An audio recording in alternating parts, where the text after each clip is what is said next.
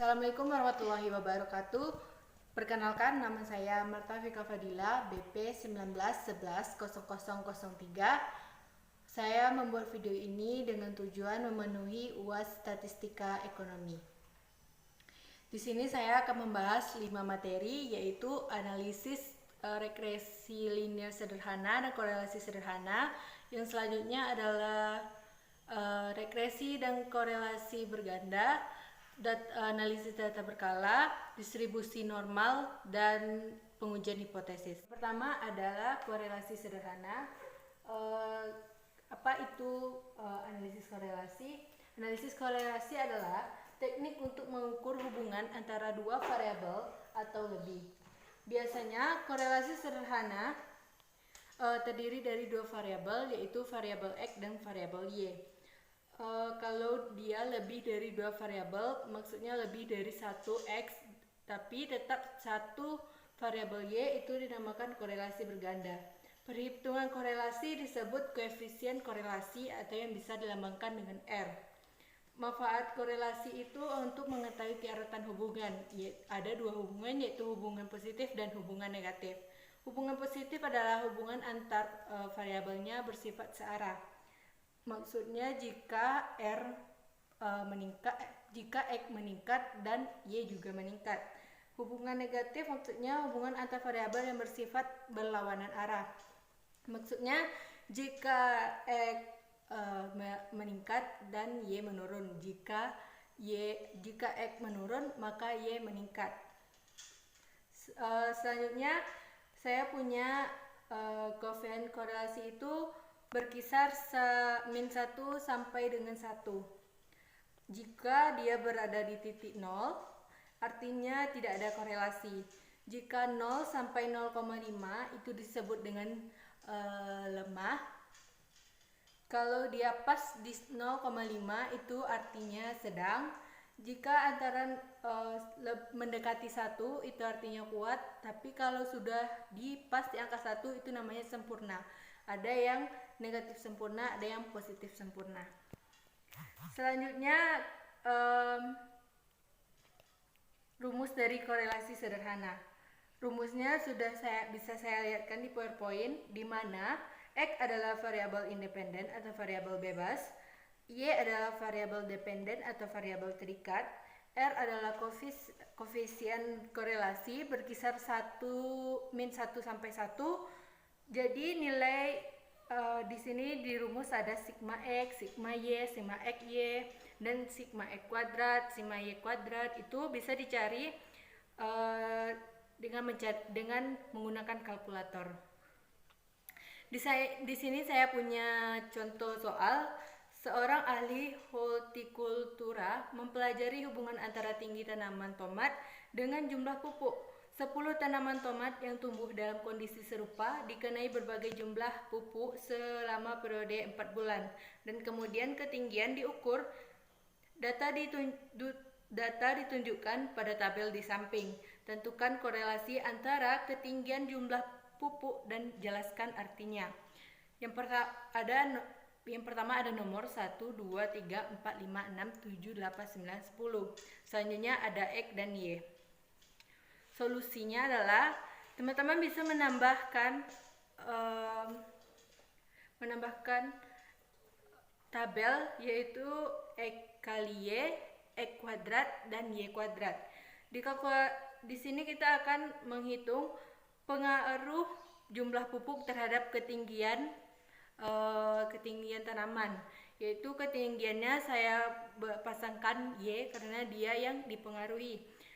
Di jumlah pupuk saya pasang X karena jumlah pupuk akan mempengaruhi. Dengan kalkulator diperoleh sigma X sama dengan 32,1, sigma Y 376,7, sigma XY 1251,96, X kuadrat adalah 114,25 dan Y kuadrat adalah 14.934,91 dan N sama dengan 10. Lakukan substitusi ke rumus R, maka diperoleh R sama dengan 0,468, artinya korelasi sedang dan positif. Selanjutnya Selanjutnya adalah koefisien determinasi. Apa sih itu koefisien determinasi atau yang biasa dilambangkan dengan R kuadrat? Koefisien determinasi digunakan untuk mengukur seberapa jauh kemampuan model dalam menerangkan variasi nilai dependen. Koefisien determinasi rumusnya adalah koefisien korelasi dikuadratkan dikali 100%.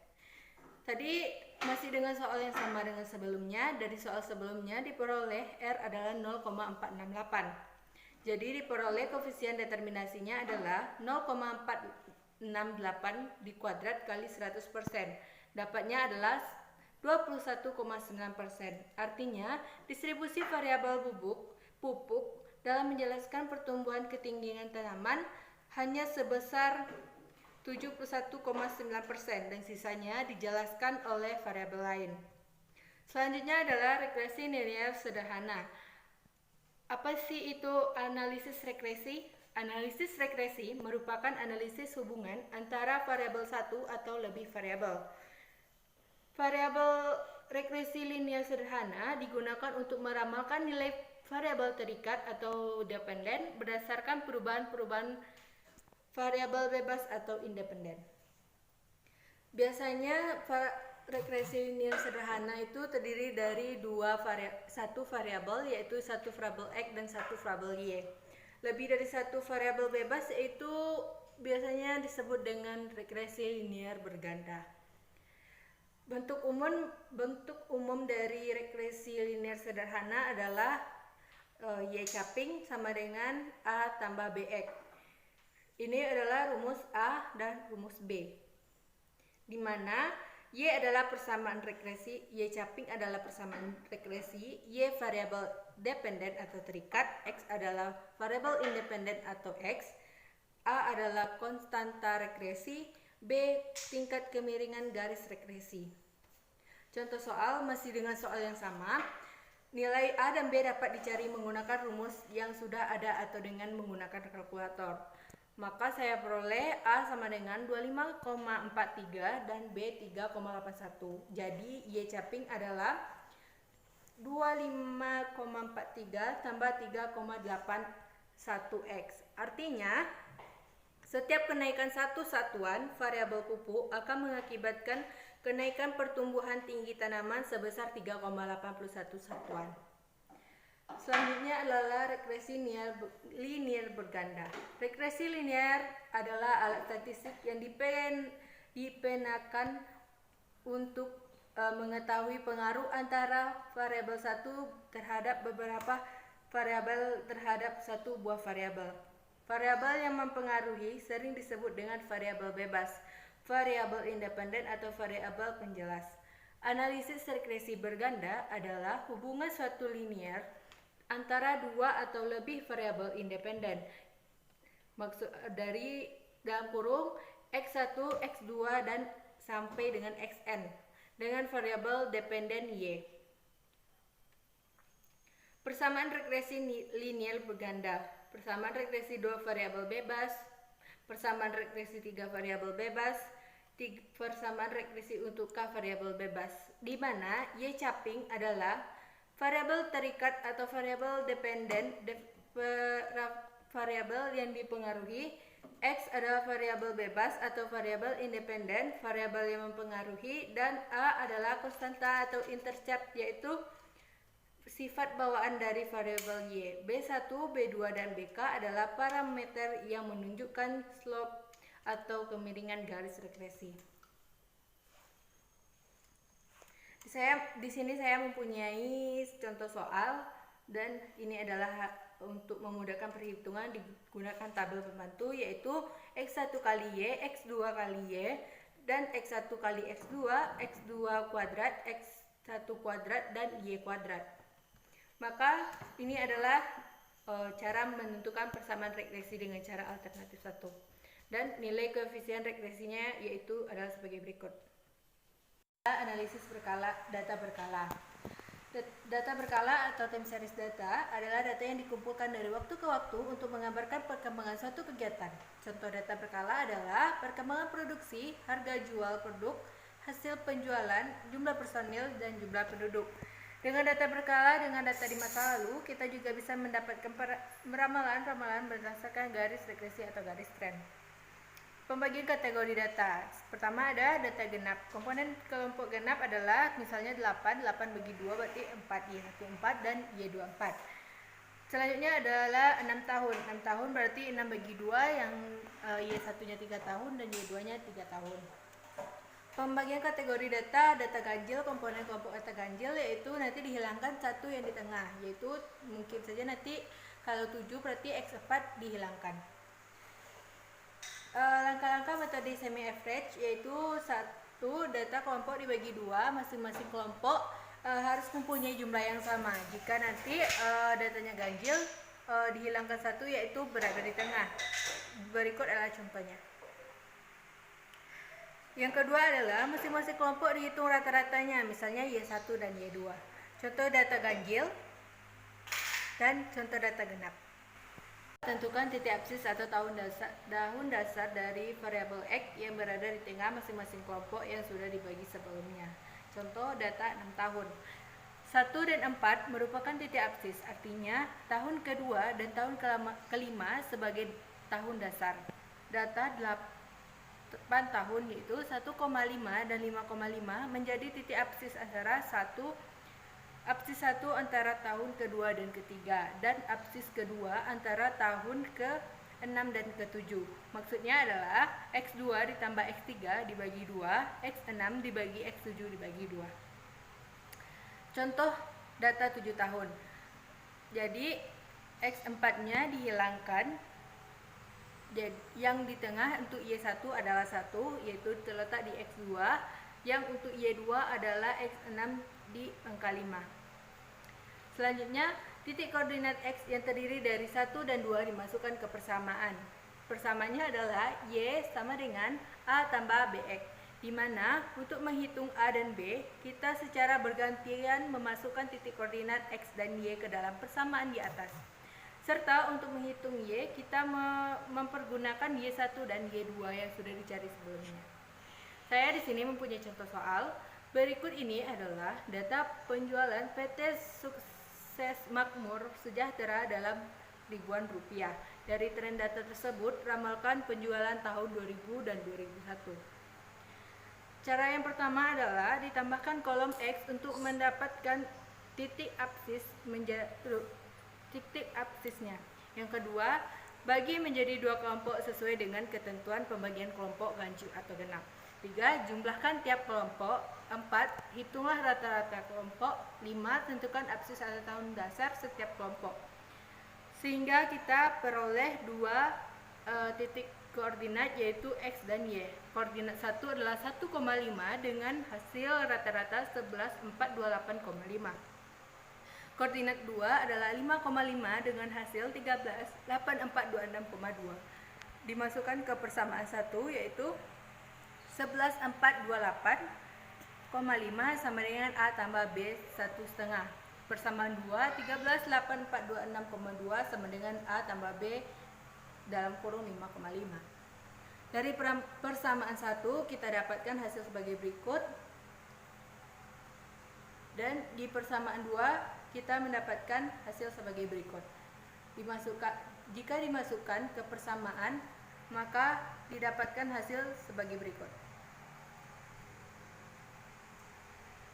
Persamaan Y A tambah BX sama dengan 10.521,87 tambah 60442.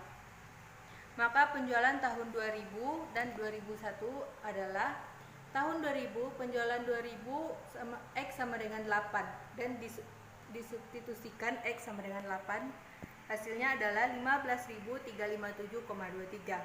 Penjualan 2001 X sama dengan 9, jadi disubstitusikan X sama dengan 9, jadi hasilnya adalah 15.961,25. Selanjutnya adalah distribusi normal. Apa sih itu distribusi normal? Distribusi normal disebut pula distribusi Gauss adalah distribusi probabilitas yang paling banyak digunakan dalam berbagai analisis statistika.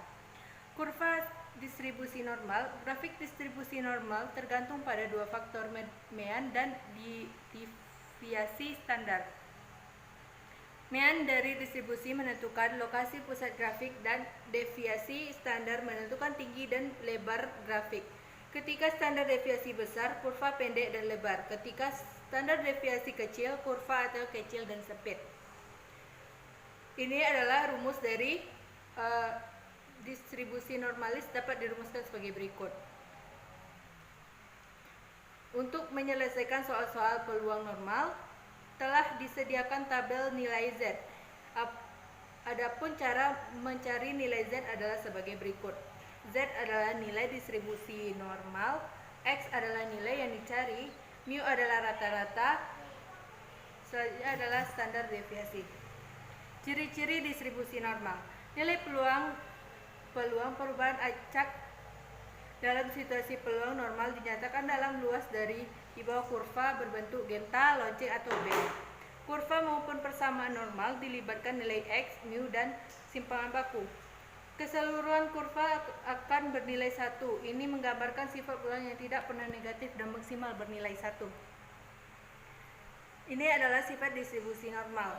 Grafik selalu di atas sumbu X atau horizontal, bentuk simetris terhadap sumbu Y pada mu X sama dengan mu.